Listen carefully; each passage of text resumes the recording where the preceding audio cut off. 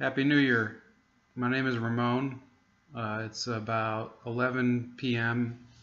Eastern Standard Time, and I'm gonna talk to you today about a page that I created in August and some of the reactions I've been getting both on the page and in person to conversations that I have online.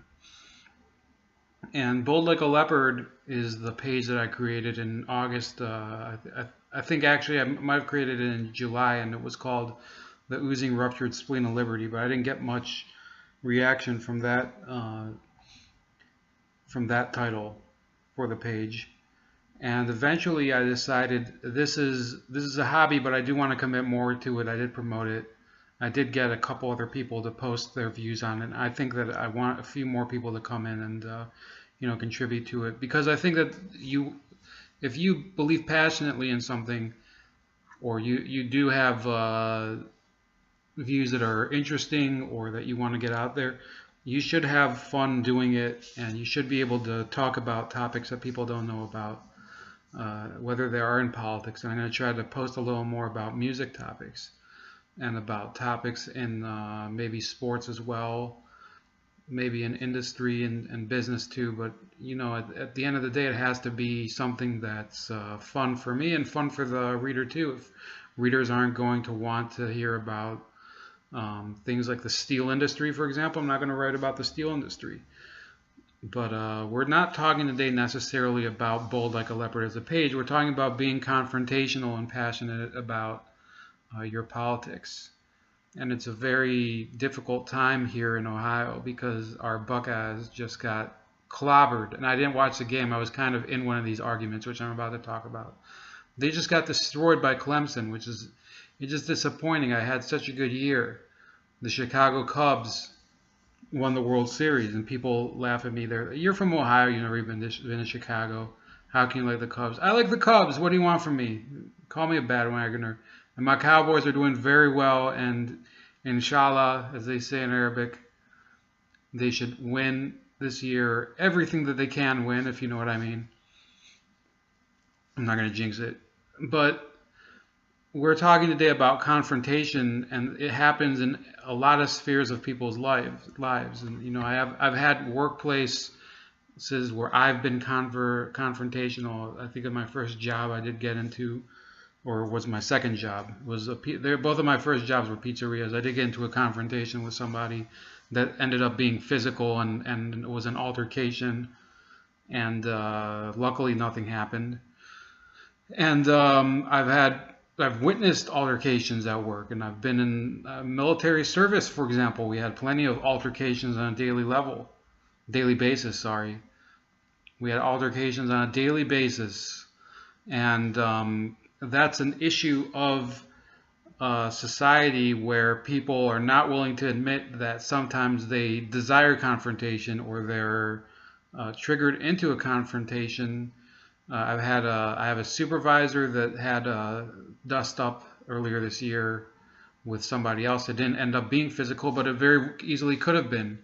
And it's difficult to navigate those things if you're a bystander, for example, or if you're friends with both parties. But it's the way it is. And this evening, I did talk to a casual friend. I think I only know him from Facebook, who is a progressive. Unlike me, I'm not progressive by any means. I wouldn't say that I'm a traditionalist conservative, but I'm not a progressive.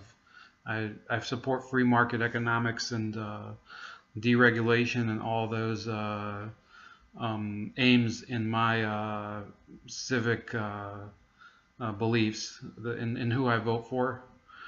And I was talking to him, and one of his friends was very disturbed by the way I was expressing myself, by saying, and I'll give you a little context. I put up a photo, I think it was a couple of days ago, maybe it was Thursday, the 29th or something, where I had this thing where I said, who needs love when you have so much liberal hate to laugh at? I just thought it's funny, because I think you are seeing a lot of liberal people expressing full-blown, red-faced, clenched teeth hatred at other people because of what they believe and how they express it as well, which I think is ironic because they portray the conservative side as hateful. They portray at least the illiberal side. I don't know if everybody that they're opposing is a quote unquote conservative, but they're at least illiberal, not believing in certain causes like theirs. They could be causes such as affirmative action, BLM. You have what's that other the gay rights movement. Okay, there's people who do not support those movements, and now you're having the non-support of that being hated on by people who do support it, who are the liberals and the progressives. So I posted the meme. He kind of objected. I said, look, dude, I'm not going to say his name. I didn't say it to you, so don't worry about it. And then he got into a thing where he said, show me where people are liberal and that they're intolerant and hateful. I posted a number of links and videos and articles. I think the most important ones were the Portland riots. There was the humongous woman. The woman wasn't humongous. She confronted a guy that said that his name was humongous, and she started claiming that he sexually harassed her. And she herself is a well-known liberal or far-left progressive activist in Seattle, Washington. Zarna Joshi. There's examples where you had professors that tweeted about wanting white genocide and etc. And they themselves are white, which is astonishing. That's a level of self-hate I think that is a little exaggerated and unhealthy. You know, you can criticize your own culture, you can find things unpleasant about it, but to call for white genocide, I think that's a new animal that I'm not sure is something that is going to lead to anything good. So the guy objected, and I went on his, and he ended up getting into an argument with another person. So we're moving into a different section. I posted a meme. He reacted. Then a second person who was supporting my side reacted to him, and he cut and pasted a few sections of my post that were that were the other guy arguing with him, and he portrayed it as if people were talking about liberal hate as if there's no evidence. And if you want, I could probably give you a few snippets, but a lot of it's been deleted because the other people on the thread wanted to delete their comments. And that's what I'm getting to, that when he did that, I came on and I said, look, you are being dishonest here. You didn't portray the whole conversation. You're just trying to portray it as if you, sir, are being more tolerant, and the person who you're arguing with has no idea what he's talking about, and he's just making things up and providing no evidence. When in fact he'd presented his side after I'd presented about 4 different cases where you could see what I'm talking about, where there's liberal hatred towards non-liberal individuals and societies. And he objected to that. He said, look, I'm only talking about people that don't want to present their argument. Well, I said, look, you're wrong. First of all, that there is hate in people's hearts. I'll admit freely right now, I am not the very tolerant person towards many different beliefs and even people. I'm not going to say that look, I would say I have prejudices towards certain individuals, certain tendencies that people have. I have prejudices towards certain countries, for example, and I'm not going to talk about them. I don't feel strongly enough about that I make it an issue. And I think that my attempt in life is not to use that hate to inflame violence. My objective is in order to succeed and overcome that, is to treat people as individuals. And I'm going to talk about that a little more. Maybe not today. We'll see. I'm not trying to make this super long. And he could not accept that his side also has hateful tendencies, which it does. I think the conservative side has very hateful tendencies. I don't think that this hatred towards Spanish-speaking people living in the United States is well placed. If people cannot speak English, they should, we should encourage them to try to speak English, which I think that a lot of them do. A lot of these Mexican and Central American workers do try to speak English. I actually I watched them play checkers about a week ago exactly. I watched a couple Central American people play checkers with a friend of mine at another friend of mine's house, and they're very gracious people. I have nothing but the greatest enjoyment of interacting with people that are different from me. I do speak a couple other languages, you know, but people who don't speak English fully, or they have a heavy accent, or they don't speak English at all, what are you going to do? Are you going to force them to learn? I think that the best approach in that case is to give them the tools to learn better how to interact with Americans, especially by learning English, which is something we should encourage. This is a society built on British constitutional principles, British classical liberal principles, and that's the template that we live on, not on this multicultural bullshit, which is one of the reasons that Mr. Trump did win. And that's what I'm getting back to. This person who argued with me, he had a couple other people who joined his thread and started calling me an asshole and saying that I'm a hateful piece of crap. Look, I admitted fully, mea culpa, that I hate some people, and I think that hate is a natural thing. And I said that I hate them because they're kind of making me hate them, and they're not trying to actually address the fact that they're capable of hating too, and that it's possible that they could hate me too. Maybe we could be friends, but in this case, I think that we're going down the path where we're going to start hating each other. That was how I was seeing it. So one of them did back away, and he was a little less willing to confront me. And I guess it's to his credit. He did practice what he preached. And then the other person just wouldn't let it go, and I kept goading him. I'll be honest. I did troll him, and I used all sorts of. I said, take your estrogen pills and whatever, and I was making fun of him. And then he started, today he comes back and he says, look, if you want to really come and meet me about this, we can come and do it. So I was like, yes.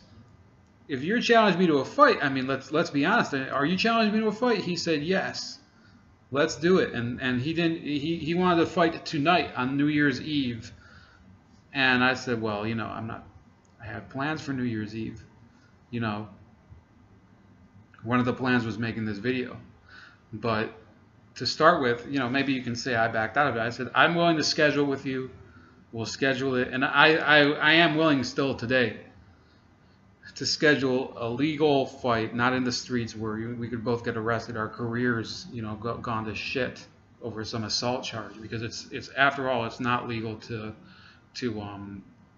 just fight in the street. Okay, I'm not trying to get into issues where they're telling me that I'm inciting violence. I'm not inciting violence. I'm saying that there's violence in society, and we have to accept certain issues that we have with it, and why we like violence and why we enjoy it. And one of them is acknowledging that we have hate, and that we hate other people, whether you are a liberal or a conservative, which I think is a fair and acceptable thing to expect from everybody. And this person, and that's not everything I said in the conversation. I was just saying a lot of those points to him and to the first friend I was arguing with. And this stranger is trying to get into a fight with me on New Year's Eve. He doesn't realize I live in Ohio. He lives in Texas. Okay? So maybe you're willing to put your money where your mouth is, but what are you supposed to do?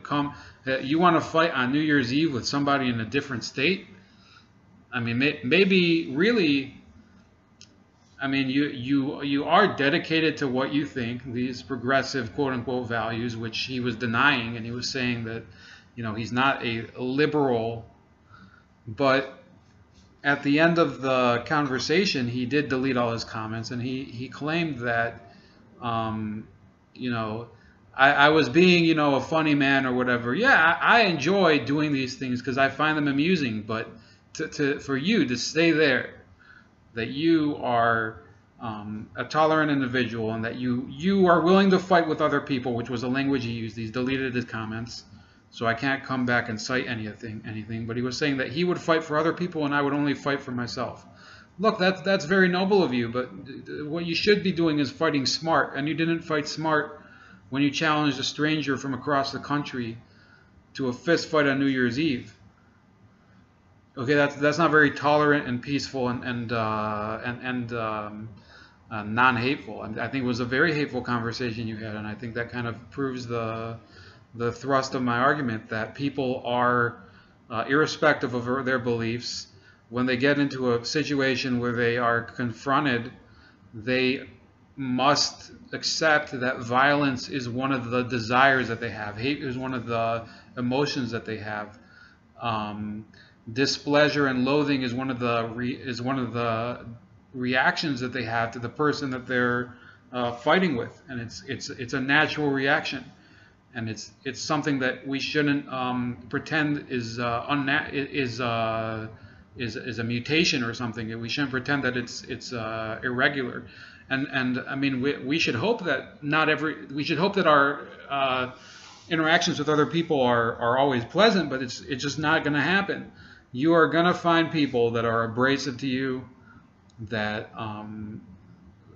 they strike a chord where you don't know how to keep the rhythm off. It's a bad rhythm for you. That's an analogy I would have.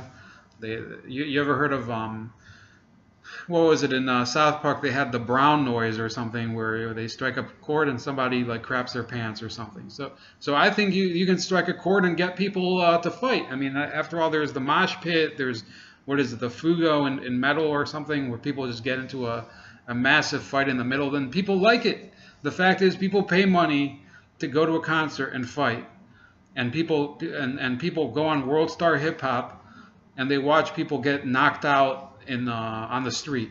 And to claim that society is that you loathe violence. First of all, the fact is, you challenged me to the fight. I said, okay, let's schedule it. You said, oh, I don't want to schedule it. I want to fight on New Year. I want to fight today. Well, you didn't think that through very well. Okay, now we can still do it. Okay, I know that the hate is just burning you so much that you just blocked me and then you deleted your comments. Very interesting. So, look, if you're out there, sir, I'm not going to say your name. You know who you are. We can set this up, and I'm not afraid to get punched in the nose and maybe my nose broken or something, and to suffer for this. I'm fine with it, even if I lose the fight. But the point of this argument is that the liberal people in America, across the world, are delusional if they think that they are not hateful in their own essence. The hate is expressed in so many ways. There was during the campaign, I made a previous video that I didn't like the angle. First of all, I look like crap on camera. I had too much. You can still see the reflection of the screen on my thick ass glasses. So that was a little too prominent in the previous video, and the video before that. And I'm not a good video editor, but I'm going to continue here saying that the Sanders supporters, I think this guy was a Sanders supporter. The first friend that argued with me was a Sanders supporter, and he went on this sort of tangent where he said that only conservative people really are intolerant, and that the hatred and vitriol expressed by liberals is not really hatred and vitriol. It's really a desire to do good and fight on behalf of others. That's not true at all.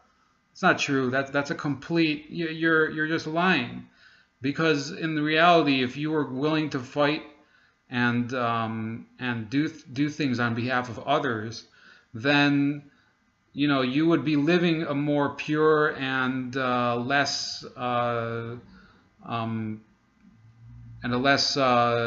triggered life, which is what this guy did. The guy did get into a fight with me. I was asking his friend why I was having a confrontation with you. Why is this person now challenging me to a fist fight on New Year's Eve?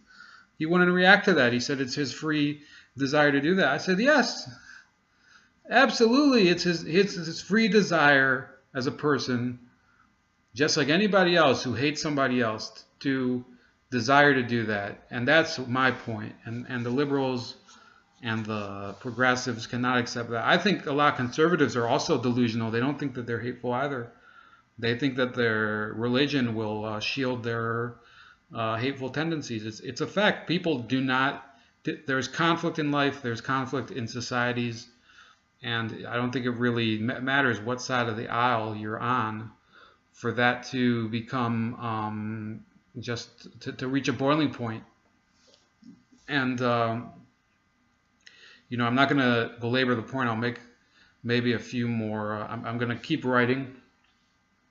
First of all, that's my strength. It's not video making, it's writing.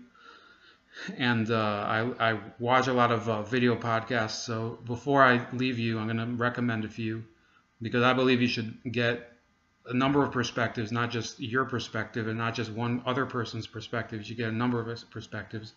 And if you want to watch on YouTube some good channels where you can get nice content and fresh analysis from people who are not bought off by corporate sponsors, I recommend you check out the Humanist Report with Mike Figueredo. I did insult him one time, and he did get pretty chapped about it. Let's say I told him to I told him to grow a male organ after he continuously was talking about how much he likes Bernie Sanders after Bernie Sanders withdrew from the campaign.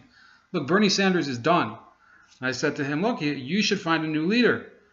Okay, stop, grow a dick. That's what I said. I'm sorry if some of you don't like cursing, but I said to him, grow a dick, get yourself off the ground and stop depending on this geriatric symbol of a failure. He's a failure. He failed his supporters. He defrauded them of a lot of money, and the money went to a party that couldn't give a shit about them. And that's what I felt, and I got into Mr. Figueredo's face. And to his credit, he came right back and told me to go fuck myself, which is fine. And he has a good show. You should watch it. It's called The Humanist Report. And there's another guy named Styx Hexenhammer who's very good. And he doesn't ask anybody's opinion. He just says his, which is good.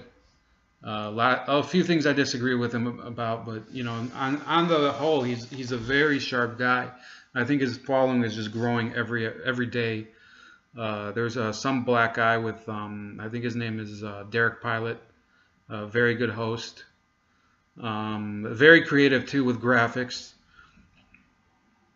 If you want to talk about people that are on the conservative side, there's Anthony Brian Logan. There's an amazing channel. It really is just him presenting videos and just talking about them. But he's great. I mean, I think and I did have a disagreement with him this week, and it did get a little touchy, but he knew how to handle it.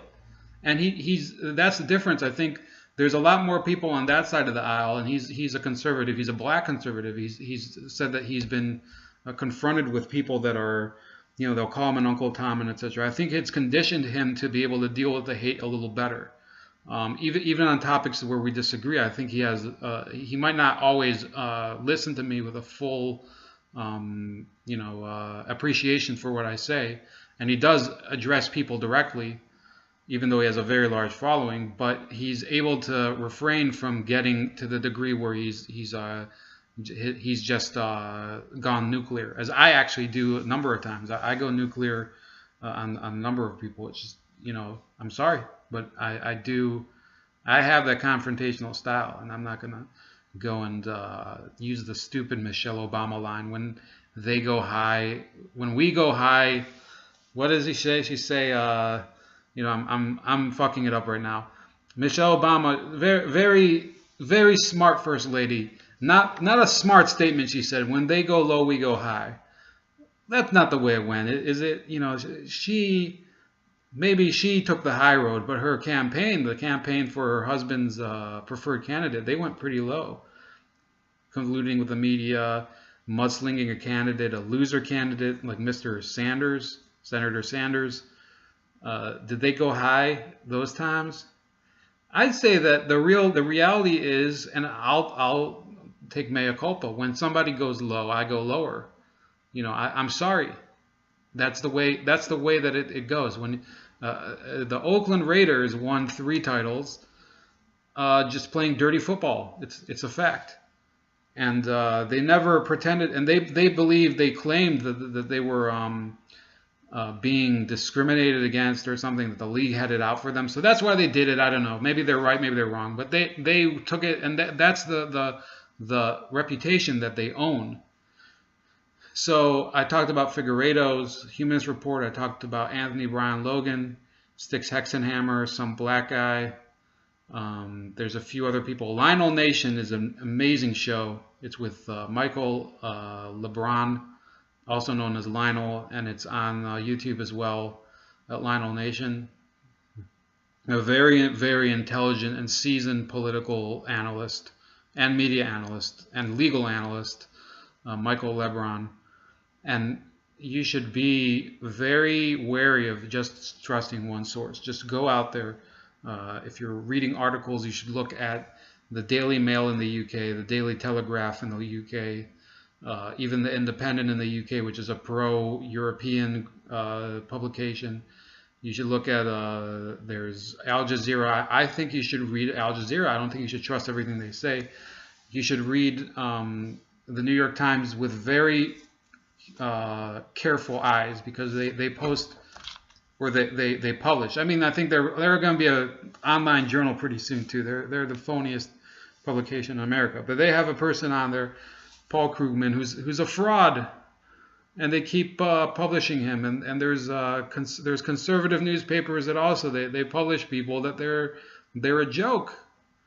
Fox News, they have people on there. Sean Hannity, his show is entertaining. I don't think he's as serious of a news analyst as people think he is. If you're only presenting the Reagan Republican view and just praising Ronald Reagan endlessly, I think that you're boxing yourself in. It's unfortunate, and he can have a show and it can succeed, and God bless him, and God bless the writers at the New York Times, I guess. I can't believe I'm saying that, but if you find yourself boxed in by meaningless garbage that you publish, such as your idiotic coverage of the 2016 presidential election, then you deserve to fail. And I'm not here writing on this page or presenting a video, which I don't like to do, for people just because I'm trying to succeed and make money. I think I'm trying to have fun here. I'm trying to express views that I think a number of people agree with, and if people disagree with them, that's also fine. But if I'm being confrontational, that's the meaning of the page is called Bold Like a Leopard for a reason. Okay. If I'm confrontational with people on the page, that's also fine. But this whole notion that you don't feel hate because you disagree with me and I'm hateful for the purposes of this conversation, that's just a falsehood. I think that everybody here in this country, they hate or they have prejudice in their heart, and it's not a thing to be proud of, but it's also not a thing to deny and suppress and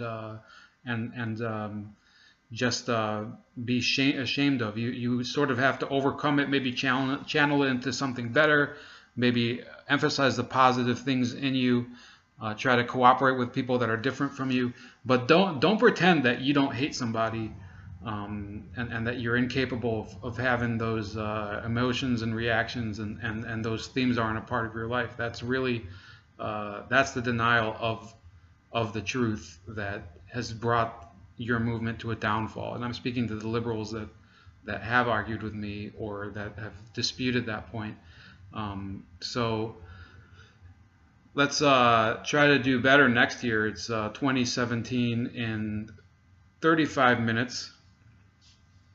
And I hope that if you're out there and you still want to have that fight, I mean, we could still schedule it, dude. It's fine. I mean, I'm not trying to hate on you, if you get my drift, but you should probably try just to do a little research to know, that if you're going to try to get into a fight on New Year's Eve, that whether you're actually capable of doing it. I'm not going to get on a flight to Austin to get into a fight with some stranger. Okay, so it's bold like a leopard. It's New Year's 2017. Uh, Shout out to Tyler Cato and Tony Bogan and my friend Ryan as well. He hasn't posted, but I've talked to him about it. So we'll see each other, and have a pleasant new year for you and your families, whatever you think about this page and me.